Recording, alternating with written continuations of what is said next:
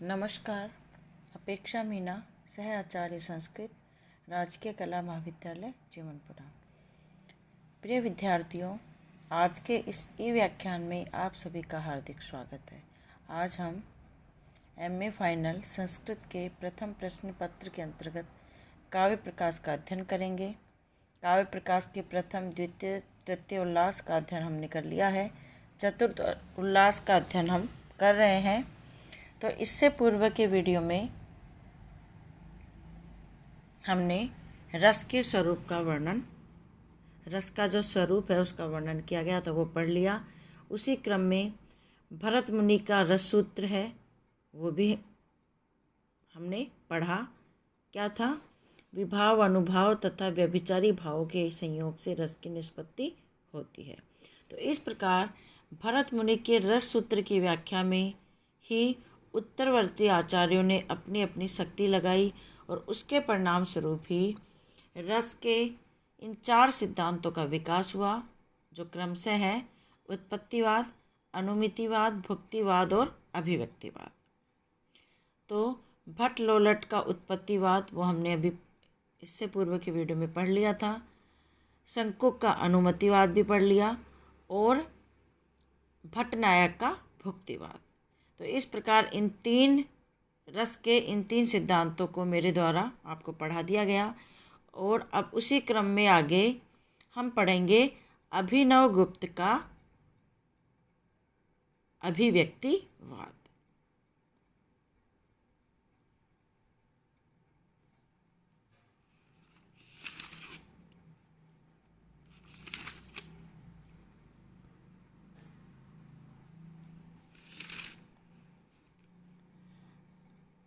भारत के नाट्यशास्त्र के चतुर्थ किंतु सर्वप्रमुख व्याख्याकार अभिनवगुप्त ने अभिव्यक्तिवाद के सिद्धांत की स्थापना की। जिस प्रकार भट्ट लोलट ने उत्तर मीमांसा के तथा श्री शंकुक ने न्याय के और भट्टनायक ने सांख्य के आधार पर अपने अपने मतों की स्थापना की, उसी प्रकार अभिनवगुप्त ने अपने पूर्ववर्ती अलंकार शास्त्र के प्रमुख ध्वनिवादी आचार्य आनंदवर्धन के आधार पर अपने अभिव्यक्तिवाद का प्रतिपादन किया है। इसलिए उनके अभिव्यक्तिवाद को अलंकारिक मत भी कहा गया है। उन्होंने स्पष्ट रूप से सामाजिकगत रसानुभूति के उपादान के लिए दूसरे मार्ग का अवलंबन किया है। उन्होंने यह स्पष्ट बताया है कि सामाजिकगत स्थायी भाव ही रसानुभूति का निमित्त होता है। मूल मन संवेग अर्थात वासना या संस्कार रूप में रति आदि स्थायी भाव सामाजिक की आत्मा में स्थित रहता है। वह साधारणीकृत रूप से उपस्थित विभाववादी सामग्री से अभिव्यक्त या उद्भूत हो जाता है और तन्मयी भाव के कारण वेदांतर के संपर्क से शून्य भ्रम आश्वास के सदृश परमानंद रूप में अनुभूत होता है। भट्टनायक के समान शब्द भावकत्व और भोजकत्व रूप 2 व्यापारों की इन्होंने कल्पना नहीं की है, परंतु भावकत्व व्यापार के स्थान पर इन्होंने साधारणीकरण व्यापार, अभिधा तथा लक्षणा के साथ शब्द की व्यंजना नामक तृतीय वृत्ति अवश्य मानी है। तो देखिए अभिनवगुप्त का रस सिद्धांत। लोके प्रमदा आदि भी स्थायी अनुमाने अभ्यास पाठवता काव्ये नाट्ये च तेरेव कारणत्वादि परिहारेण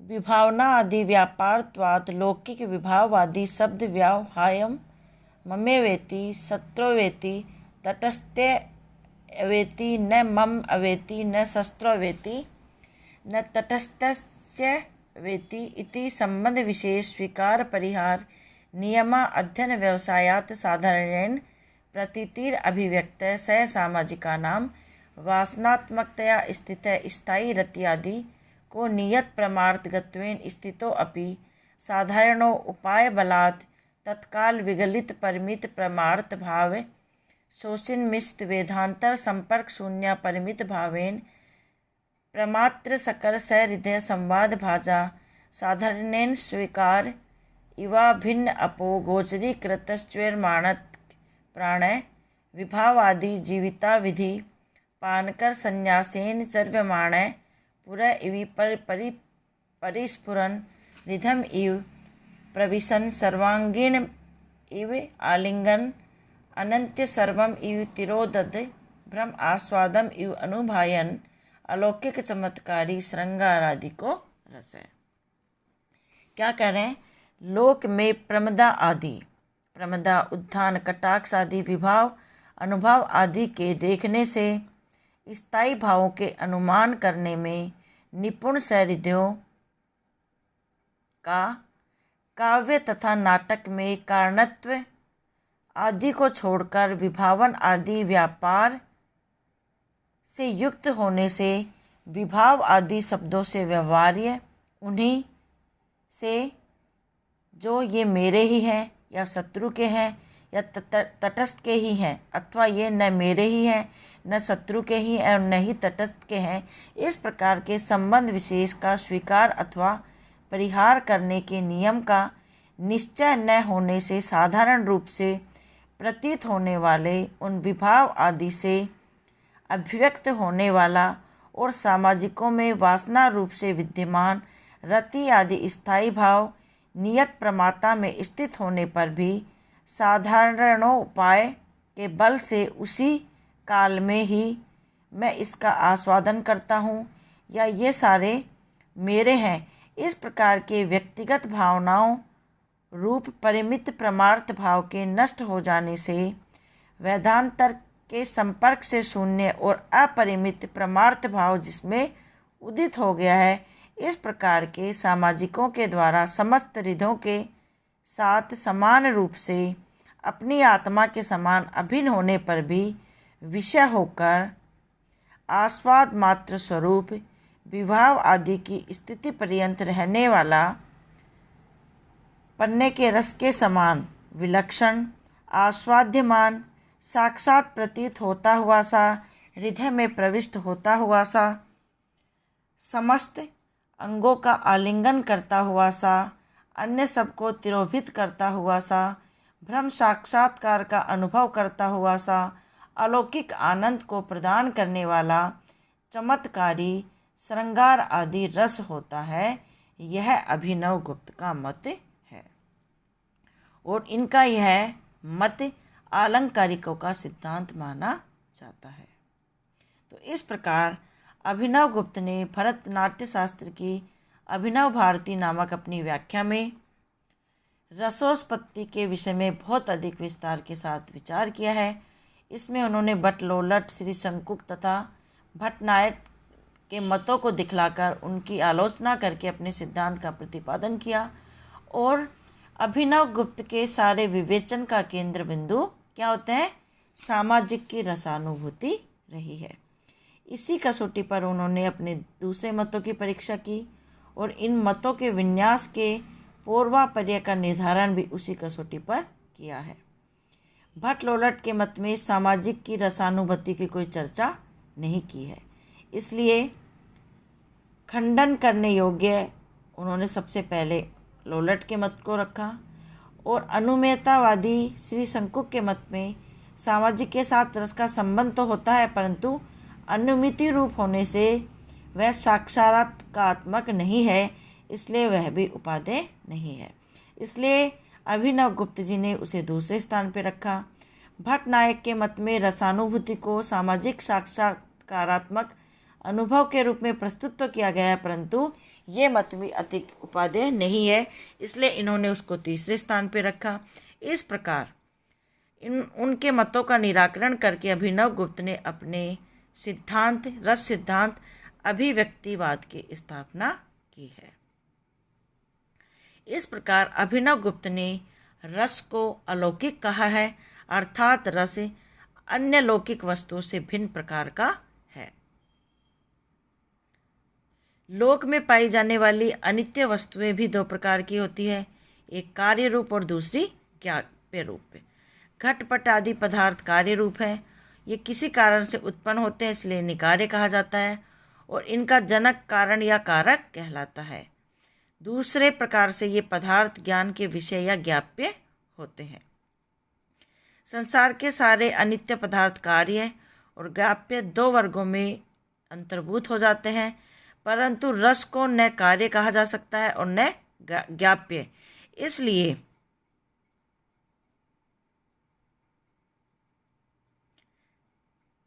कार्य इसलिए नहीं हो सकता कि कार्य पदार्थ अपने निमित्त का नाश हो जाने पर भी बने रहते हैं, और जैसे कुम्हार का बनाया हुआ घड़ा, यदि रस को कार्य माना जाए तो उसके निमित्त कारण विभाव आदि भी होंगे, इसलिए विभाव आदि का नाश हो जाने के बाद भी उसकी प्रतीति होनी चाहिए, परंतु विभाव आदि के नाश के बाद रस की प्रतीति नहीं होती है। इस प्रकार रस को कार्य भी नहीं माना जा सकता और रस को ज्ञाप्य भी नहीं माना जा सकता, क्योंकि ज्ञाप्य पदार्थ ज्ञान होने के पूर्व भी विद्यमान होते हैं, बाद को भी विद्यमान रहते हैं, परंतु रस की सत्ता न अनुभव के पूरे काल में रहती है और न अनुभव के बाद रहती है। जब तक रस की अनुभूति होती है तब तक ही उसकी सत्ता रहती है। इसलिए कार्य तथा ज्ञाप्य दोनों पदार्थ लौकिक हैं, जबकि रस को अलौकिक माना जाता है। वह रस कार्य नहीं है, क्योंकि कार्य मानने पर विभाव आदि का नाश हो जाने पर भी उसकी स्थिति संभव हो जाएगी, इसलिए रस कार्य नहीं है। उसके पूर्व सिद्ध न होने से वह ज्ञाप्य भी नहीं है, अपितु विभाव आदि से व्यंजित और आस्वाद्य योग्य वह आस्वाद काल में ही विद्यमान रहता है। तो इस प्रकार रस को अलौकिक बताया गया है। रस की अलौकिकता की दूसरी युक्ति यह है कि रस को न कार्य मानते हैं और न ज्ञाप्य, फिर भी कह रहे हैं कि वह विभाव आदि से व्यंजित होकर चर्वणीय होता है। ये दोनों बातें कैसे संगत हो सकती है? इस प्रकार संसार में दो प्रकार के कारण होते हैं, एक कारक दूसरे ज्ञापक। जब रस कार्य नहीं है तो उसका कोई कारक हेतु नहीं हो सकता और ज्ञाप्य न होने से उसका कोई ज्ञापक हेतु भी नहीं हो सकता। तो इस प्रकार हम रस को अलौकिक कहते हैं। लोक में जो कारक और ज्ञापक दो प्रकार के हेतु पाए जाते हैं, रस के व्यंजक हेतु विभाव आदि उन दोनों से विलक्षण एवं अलौकिक है, इसलिए रस जो है उसकी अलौकिकता सिद्ध होती है।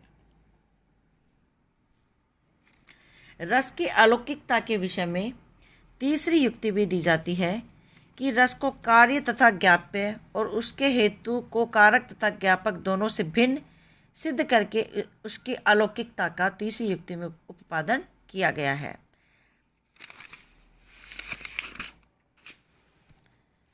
अभिनव गुप्त ने तीसरी युक्ति यह बताई है कि उसका ग्रहण रस का ग्रहण न सविकल्पिक ज्ञान से हो सकता है और न ही निर्विकल्पिक ज्ञान से, इसलिए भी वह रस अलौकिक कहलाता है। सविकल्पिक ज्ञान उसको कहते हैं जिसमें पदार्थ के स्वरूप के अतिरिक्त उसके नाम जाति आदि का भी भान होता है। जैसे घटपट आदि पदार्थों के ज्ञान में उसके स्वरूप के साथ वस्तु के नाम जाति आदि का भी भान होता है, परंतु रसानुभूति तो स्वसंवेदन मात्र स्वरूप होती है, शब्द व्यवहार का विषय नहीं होती, इसलिए उसके नाम जाति आदि के भेद का कोई अवसर नहीं है। इसलिए रस को सवैकल्पिक ज्ञान से भी ग्रहण नहीं किया जाता और न ही उसको निर्विकल्पिक ज्ञान से ग्रहण किया जा सकता है। तो इस प्रकार रस की प्रतीति में विभाव आदि की प्रतीति भी होती रहती है, इसलिए समूह आलंबनात्मक ज्ञान होने से निर्विकल्पिक ज्ञान भी उसका ग्राहक नहीं हो सकता, न वह सविकल्पिक ज्ञान का विषय होता है। इसलिए रस को अलौकिकत्व सिद्धि अलौकिक बताया गया है और उसका प्रमाण दिया गया है।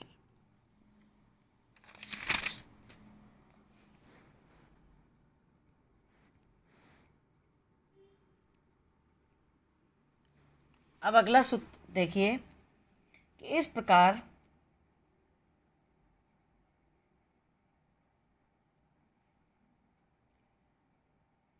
रस की अलौकिकता का वर्णन करने के अनंतर अब सूत्र 44 को पढ़ना प्रारंभ करते हैं।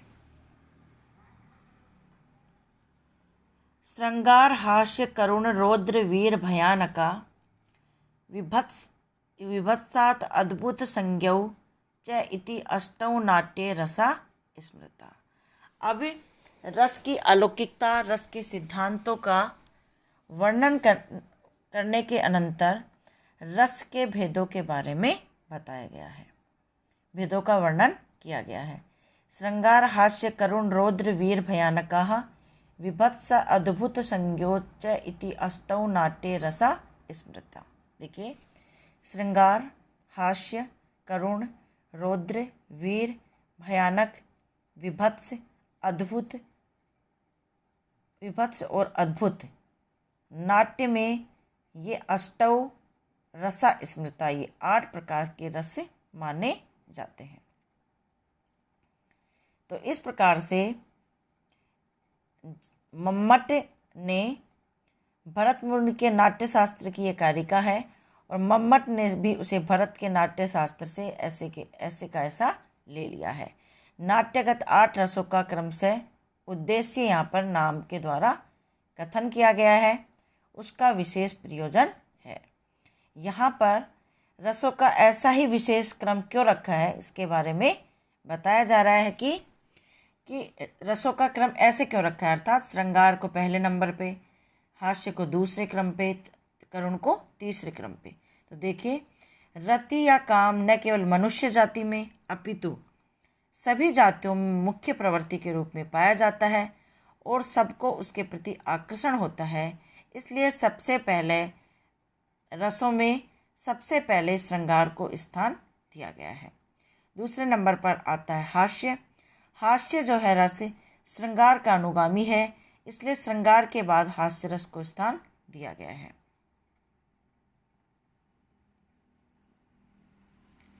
अब हास्य के विपरीत, चाहे संभोग श्रृंगार हो चाहे विप्लव श्रृंगार हो, दोनों में मिलन की आशा रहती है, इसलिए वे दोनों आशा में रस होते हैं।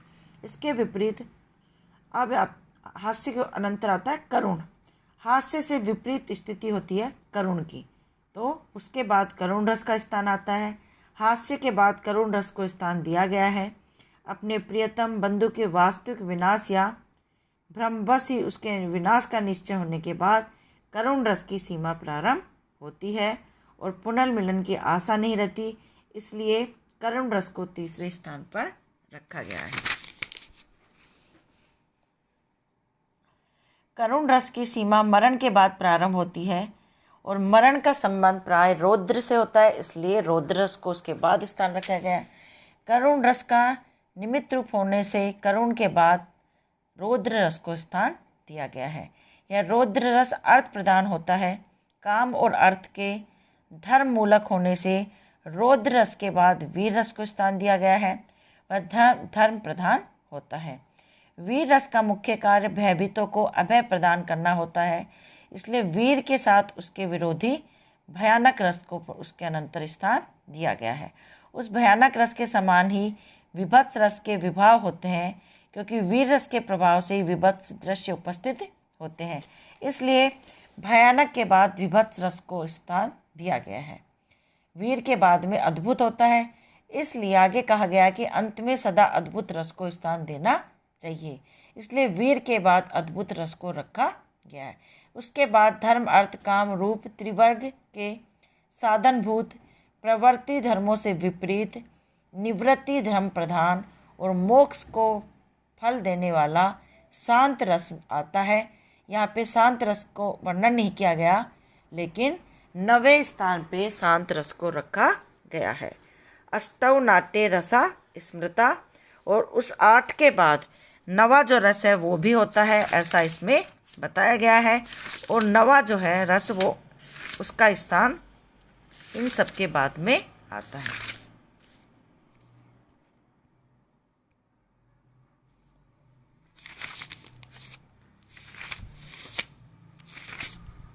और फिर उसके बाद इन सारे रसों के उदाहरण दिए गए हैं। मैंने PDF डाल दिया, आप उसको अच्छे से पढ़ लेना।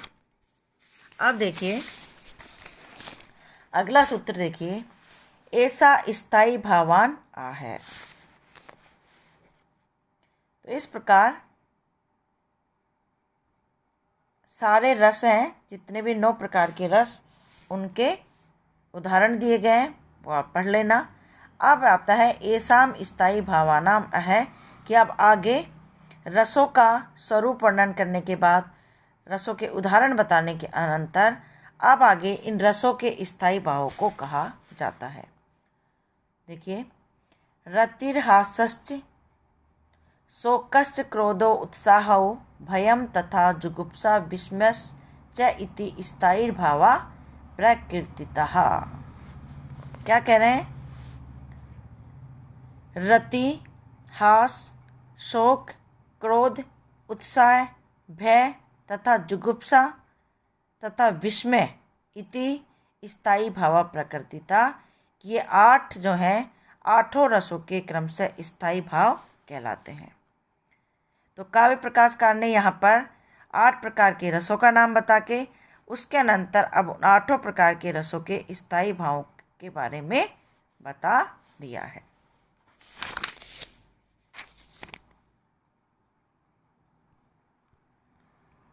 अब देखिए, व्यभिचारिणो ब्रूते। अब स्थायी भावों के निरूपण के अनंतर अब व्यभिचारी भावों को कहते हैं। देखिए, निर्वेद ग्लानि शंका अख्या तथा असूयाम मद श्रमः आलस्यम च दैन्यम च चिंता मोह स्मृतिर धृति। देखिए, निर्वेद, ग्लानि, शंका, असूया, मद, श्रम, आलस्य, दैन्य, चिंता, मोह, स्मृति, धृति, ये 12 प्रकार के व्यभिचारी भाव। अगला देखिए, व्रीड़ा, चपलता, हर्ष, आवेगो, जड़ता तथा गर्वो, विषाद, उत्तुष्यम, निद्रा, अपस्मार एव च। व्रीड़ा, चपलता, हर्ष, आवेग, जड़ता, गर्व, विषाद, उत्तुष्य, निद्रा और अपस्मार, ये अन्य 12 स्थायी व्यभिचारी भाव। अगला देखिए, सुप्तम प्रबोधो अमर्ष चापी अवित्तम अथो घृता मतिर्व्याधिस्तथो उन्मादस तथा मरणमेव च। सोना, सुप्तम, प्रबोधो जागना, क्रोध, अविहिता अर्थात लज्जा आदि के कारण आकार गोपन, उग्रता, मति, व्याधि, उन्माद, मरण,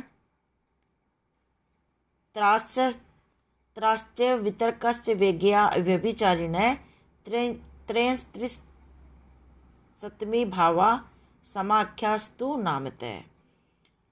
त्रास और वितर्क, ये नाम से गिनाए हुए 33 प्रकार के व्यभिचारी भाव कहलाते हैं।